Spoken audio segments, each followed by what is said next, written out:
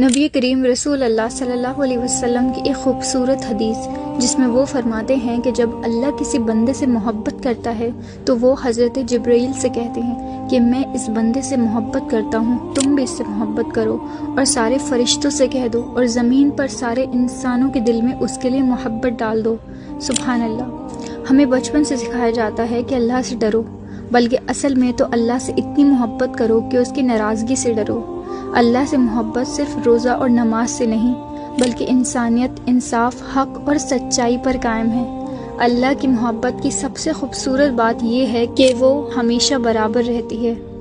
دنیا والے تب پیار کرتے ہیں جب ہم ان کے کام آئیں، لیکن اللہ ہمارے ساتھ تب بھی ہوتا ہے جب ہم کمزور ہوتے ہیں، اپنی غلطیوں پر شرمندہ ہوتے ہیں، اور یہ ایک واحد محبت ہے جو آپ کو دنیا و آخرت دونوں میں عزت دے گی، اور قیامت کے دن یہ آپ کا سب سے بڑا سہارا ہوگی۔